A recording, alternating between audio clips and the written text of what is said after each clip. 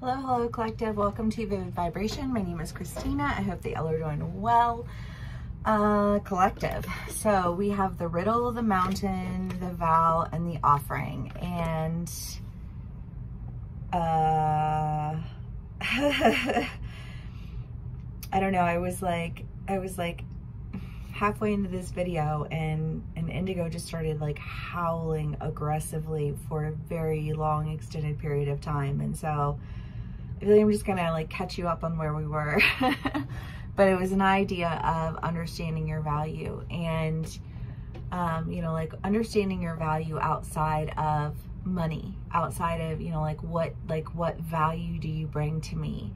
You know, and we can translate that easily when you're talking about like employment, you know, like, okay, well, what value do I bring? Well, I get your numbers up. You know what I mean? I don't understand the concept of limitation. You know what I mean? But like in a good way. You know, it's just kind of like, and so you can put a price tag on that because you can see, you know, like you have an ROI, right? Like you have to, and that's advertising marketing, is like you maintain that ROI and you do well. And it's just kind of like outside of money, what does that mean? And I think that a lot of us have been, over the past year, 2 years, 3 years, 10 years, however long, you know, just trying to understand our value outside of like the status quo value, right? Like if I can't afford to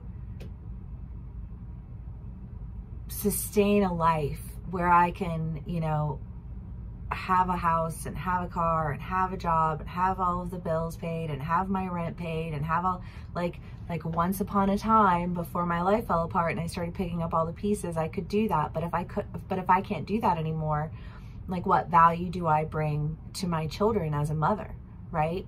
And there's been a question, I feel like a lesson that's being learned, you know, for myself and for everyone else included, because I don't think anybody is excluded from this type of a lesson, but people are valuable because they are of God. And of spirit. And our value, even though our society puts value on our, you know, like what have you done and what are you doing and how are you doing it? Like you can't say, I love endlessly, I will encourage eternally, I will adore, you know, like always, you know what I mean? Like to attempt to understand my value, I've had to see how it is that like how am I different? Like how do I, like what value do I have? If my only value is to, you know, is to like financially provide something or be essentially what amounts to a live-in childcare provider, like those are my only two options in life if I'm going to have value as a mother according to my family, right? So I've had to really understand like what value do I have so that I can, when I am able to engage in a relationship with my children, I can engage with them as a valuable human being that creates value in their lives and isn't hung up on a concept of like only having one of two values according to. And that's very personal to me, but I share that because it relates to this energy entirely, because I think all of us have lessons to learn on like what value do I have as an individual. And we live in a society where you can say, well, I have value because I own this and I did this and I da-da-da-da and I da-da-da-da. And those are all like accomplishments. But your accomplishments or your property, like those that's not who you are. You know what I mean? And you needed to understand the value of you outside of whatever it is that you were told allots you your value. Because if you identify your value through that and you lose that, you lose your value. And that's not how this works.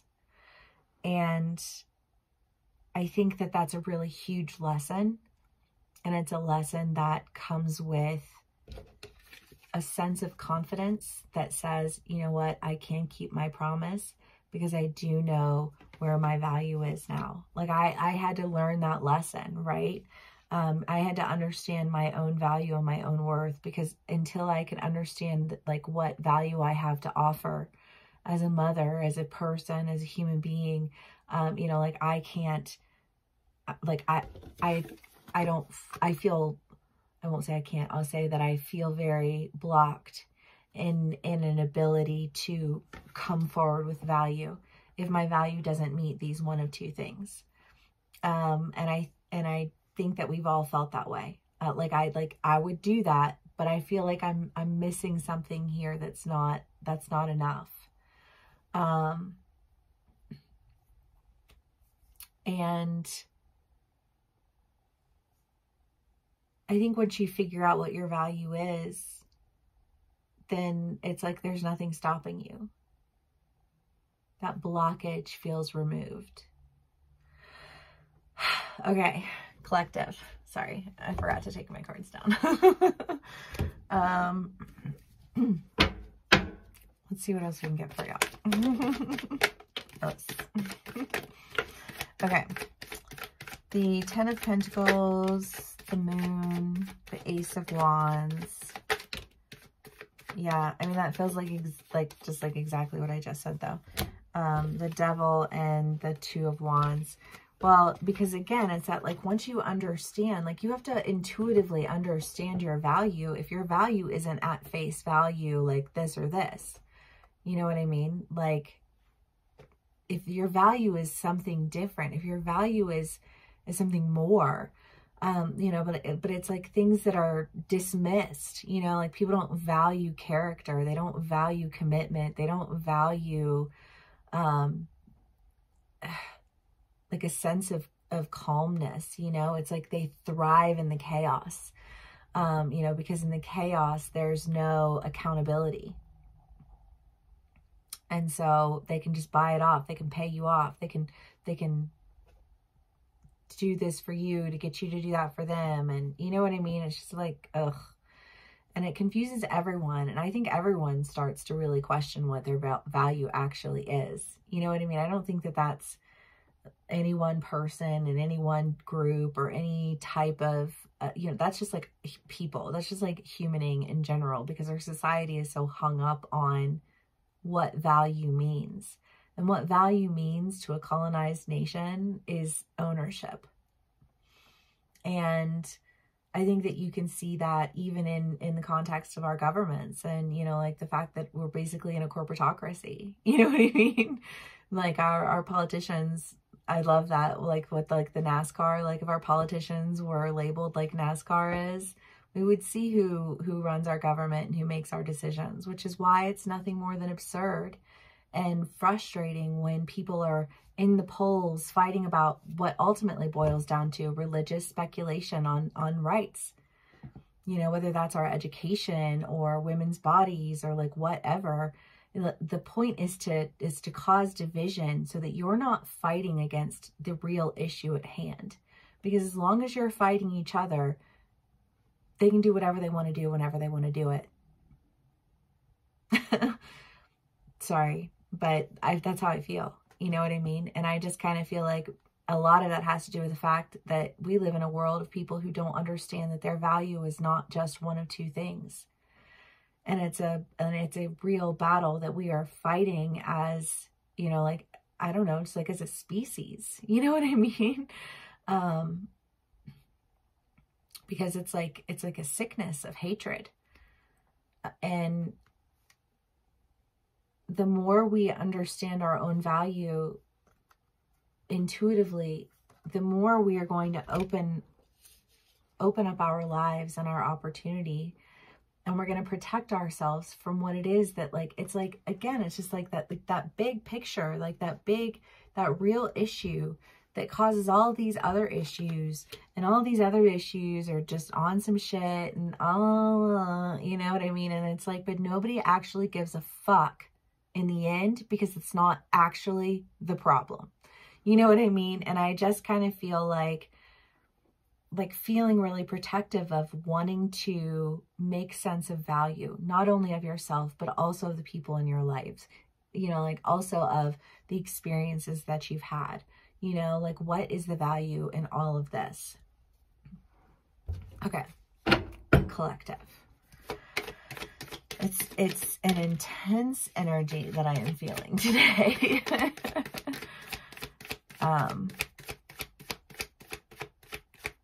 But it's not bad.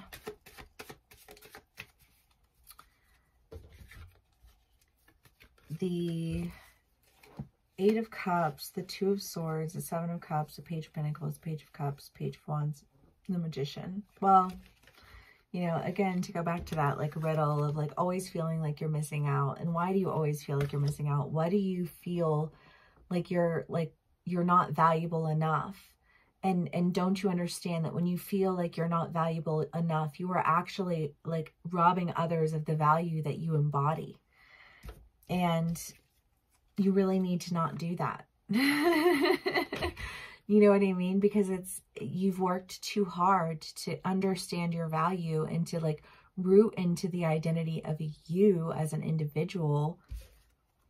And I just feel like this, like it's time to go and do what it is that you are meant to do.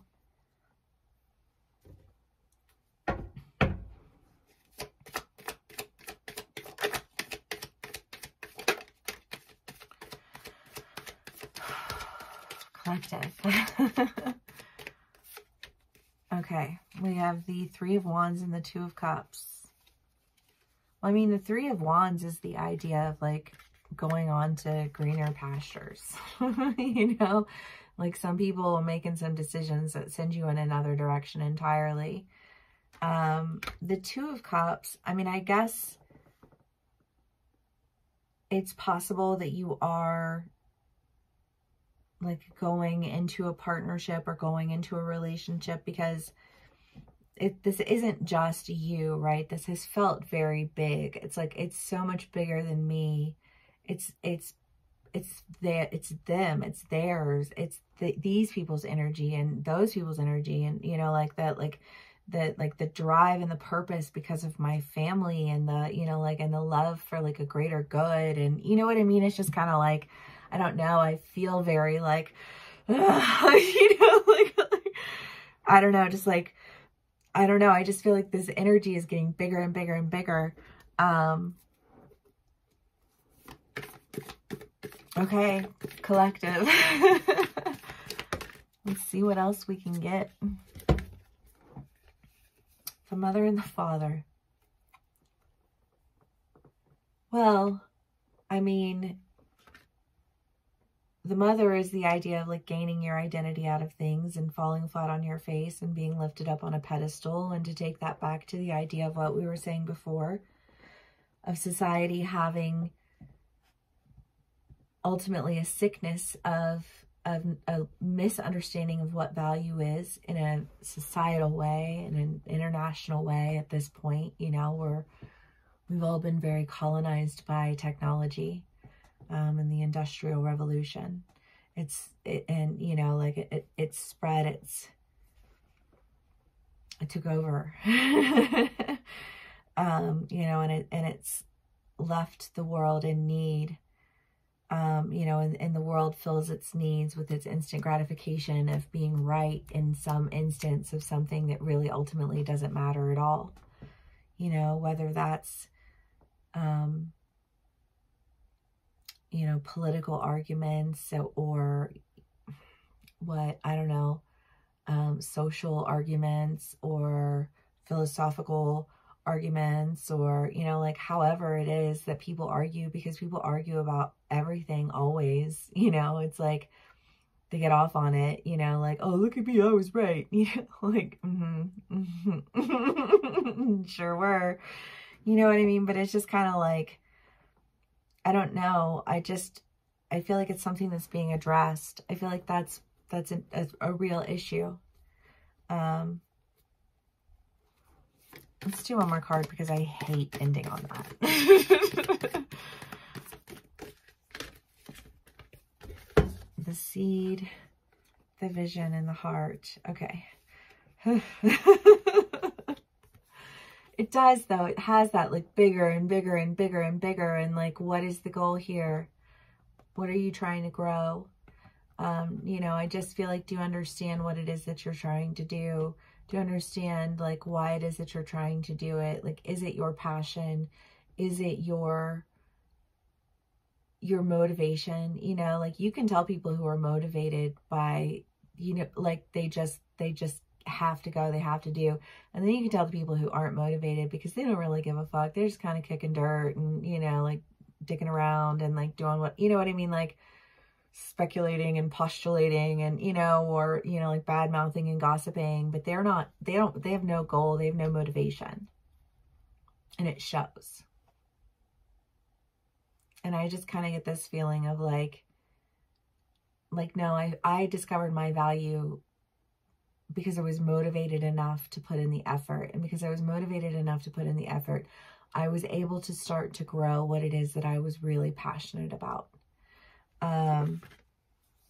And I can sustain it because the thing about passion is that it doesn't ever end. It just gives birth to new idea and new ways of seeing things and new ways of experiencing things. And it really is a journey of creating what you love in life, because how can you know all of the love that you will have until you've gone down those journeys and you've gone down those paths?